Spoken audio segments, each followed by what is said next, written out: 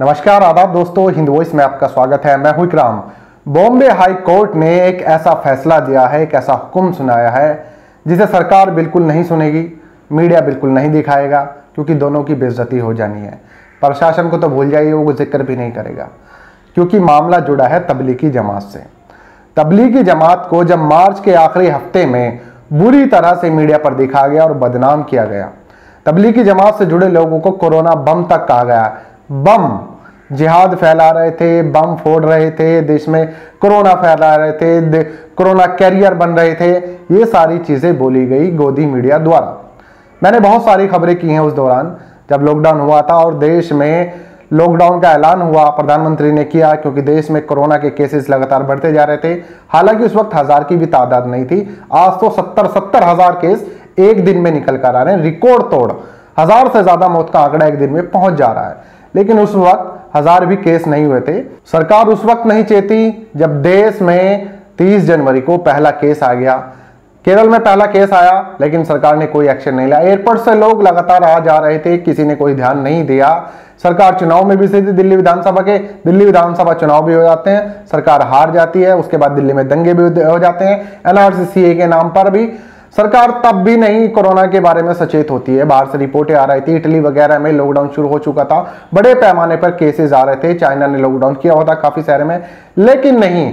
और जैसा कि मैंने पिछली खबर में उस दौरान आपको बताया था कि हमारे मीडिया को तो एक विलेन चाहिए होता है, हर हफ्ते एक मुसलमान विलेन चाहिए होता है, ताकि वो उसके आड़ में अपना जो उसका पोलराइजेशन का धंधा है, जिसके उसे पैसे मिलते हैं, उसका काम वो बरकरार रहे और वो उस नफरत को फैलाते रहे और वोटों का ध्रुवीकरण करते रहे और एक सरकार को फायदा पहुंचाते रहे। ये तो खुलेआम हो रहा है। खुलेआम कहते हैं वो लोग कि हमें उनकी वोटों की जरूरत नहीं है। ऐसे बहुत सारे नेता आपको मिल जाएंगे।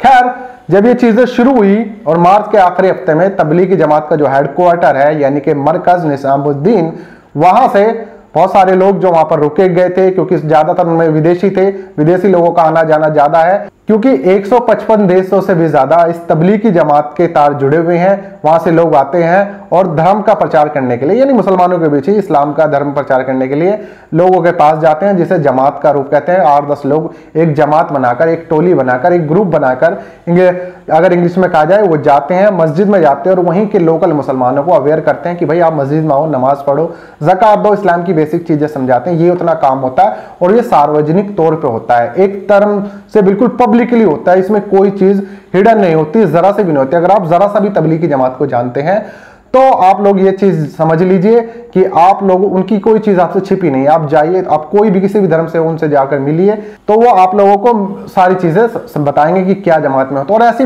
तमाम सरकारों ने, जो पिछली सरकारें, उन्होंने जमात के बारे में बहुत सारी इंक्वायरी की है और उसके बाद ये लगातार 100 साल से भी ज्यादा इस काम को चलते हुए देश में हो चुका है और पूरी दुनिया में ये काम चल रहा है। तो ये चीजें चली। उसके बाद जब वहां से लोग फंसे हुए, जैसे मैंने आपको बताया, मार्च के आखिरी हफ्ते में लोगों को वहां से निकाले गए, तो टीवी पर, मीडिया पर हेडलाइंस चलती हैं कि इन लोगों की वजह से कोरोना फैल रहा है। देश भर में जहां भी जमात थी उनको निशाना बनाया गया। पुलिस वहां पहुंची, कुछ तथाकथित देशभक्तों की शिकायतों पर उनको वहां से निकाला, या तो अस्पताल पहुंचाया या फिर उन लोगों को जेल पहुंचाया और बहुत सारे लोगों पर केस भी दर्ज हुए। जो लोग जमात पूरी करके अपने घर पहुंचे, कुछ गुंडे उन्हें लेकर खेतों में गए, उनके साथ मारपीट की गई।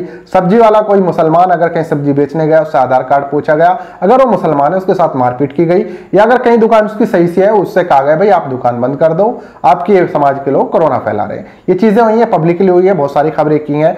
कुछ तो ऐसे हुए कि उसकी आड़ में फर्जी केस भी दायर किए गए कुछ लोगों पर और मुकदमे दर्ज करने की तैयारी भी की गई। उत्तर प्रदेश की यह खबर मैंने की थी, जिसमें मैंने आपको बताया कि एक पुलिस वाले ने 5 लोगों के खिलाफ की सब्जियों में थूक लगाकर ये लोग कोरोना फैला रहे हैं, उनके खिलाफ मुकदमा दर्ज किया गया। बाद में जब शिकायत हुई तो पता चला वो लोग सब्जी का काम ही नहीं करते हैं। ये सारी चीजें आप और हमने पिछले कई महीनों में लगातार देखी हैं, यानी कि मार्च से लेके अब तक हमने देखे हुए हैं। अगर सुशांत सिंह का मामला इस वक्त टीवी पर नहीं होता तो शायद जमात का ही मामला टीवी हेडलाइंस पर छपा होता है, इसमें कोई दो राय नहीं है। यही चीजें चल रही होती, क्योंकि जैसे मैंने आपको बताया कि हर हफ्ते एक मुस्लिम विलेन चाहिए होता है और उसको टीवी पर परोसते हैं और फिर उससे बेचते हैं और उसके आड़ में नफरतें फैलाते हैं, जैसे पिछले काफी सालों से देश में चल रहा है। ये चीजें नफरतों की लगातार चल रही है। लेकिन अभी बॉम्बे हाई कोर्ट ने एक आदेश जारी किया और उसने कहा है कि सरकार और प्रशासन को माफी मांगनी चाहिए जो उन्होंने जमातियों के साथ किया है। बॉम्बे हाई कोर्ट का यह कहना है कि कोरोना मामले में तबलीगी जमात में विदेश से जो आए जमाती उनको बलि का बकरा बना गया और मीडिया ने एक सोची समझी साजिश के तहत तबलीगी जमात वालों को बदनाम किया है। और इसके साथ ही कोर्ट ने एक चीज और कही कि जितने भी एफआईआर दर्ज हुए उन सबको वो रद्द किया जाए। बॉम्बे हाई कोर्ट के जस्टिस टीवी नलवड़े और जस्टिस एमजी सेवलीकर की ये बेंच थी जिन्होंने फैसला दिया। उन्होंने कहा कि भारत में इस संक्रमित बीमारी के जो ताजा आंकड़े और हालात बता रहे हैं, तो विदेश से आए जो तबलीगी जमात थे, जो कार्रवाई की गई थी वो नहीं की जानी चाहिए थी। अभी भी समय है, जो इससे संबंधित लोग थे, चाहे सरकार हो, पुलिस हो और अन्य एजेंसियां हो, अपनी इस गलती पर पश्चाताप करें और माफी मांगे और तमाम एफआईआर जो दर्ज की गई हैं उनको रद्द करें, यानी सख्त अल्फाज में कहा गया। साथ ही एक चीज मैं आपको बता दूं कि जब कोरोना चल रहा था, बहुत जगह कोरोना फैला, जी न्यूज के ऑफिस में भी कोरोना फैला, वहां कौन सा जमाती गया था।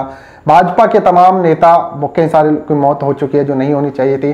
खैर दुखद है, किसी की मौत नहीं होनी चाहिए, बहुत सारे लोग मर रहे हैं जो नहीं होना चाहिए थे इस बीमारी के कारण, लेकिन वहां कौन सा जमाती गया था। तमाम ऐसे संस्थान हैं, जैसे मैंने मीडिया के बहुत सारे ऐसे ऑफिस हैं, वहां कौन सा जमाती गया था। लेकिन क्या वो मीडिया वाले जिन्होंने लगातार दिन रात प्रोपेगेंडा या एजेंडा चला था वो माफी मांगेंगे?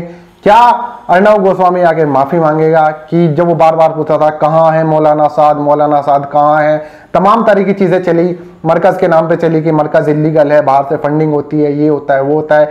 ईडी की छापेमारी भी पिछले दिनों में 20 से ज्यादा ठिकानों पर ये तमाम चीजें हुई। लेकिन बॉम्बे हाई कोर्ट के इस फैसले ने उन लोगों के मुंह पर कम से कम ताला जड़ दिया जो बार बार इस बात का आरोप लगा रहे थे कि कोरोना सिर्फ और सिर्फ इन लोगों की वजह से फैला, यानी तबलीगी जमात की आड़ में वो पूरे मुस्लिम समुदाय को निशाना बना रहे थे। जैसे मैंने आपको बताया कि पिछले दिनों हुआ क्या था, दुकानें बंद कराई गई, लोगों के साथ मारपीट की गई और बहुत सारी चीजें हुई। यूपी में कानून बने कि कोई जबरदस्ती कोरोना फैलाएगा तो उसको इतने साल की सजा होगी और इन जमातियों पर इनाम घोषित किए गए।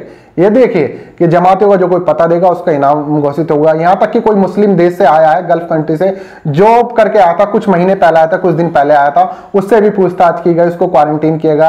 ये सारी तमाम चीजें हुई हैं। दाढ़ी टोपी वाला देखते ही तो लोग ऐसे देख रहे थे कि पता नहीं कहां से कौन सा अजीब नमूना आ गया है। ये पिछले कई महीनों में आपने और हमने देखा और मैंने तमाम खबरें की हैं।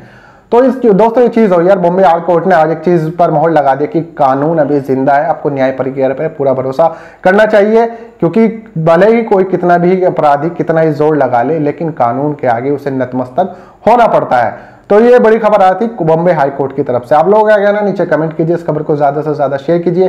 हिंद वॉइस देख रहे हैं, इसको पसंद कर रहे हैं तो डिस्क्रिप्शन में एक लिंक है, उस पर जाकर हिंद वॉइस को सपोर्ट जरूर करें। कश्मीर से लेकर कन्याकुमारी तक हम लोग खबर कर रहे हैं, आप लोग बने रहिए और हिंद वॉइस को देखते रहिए।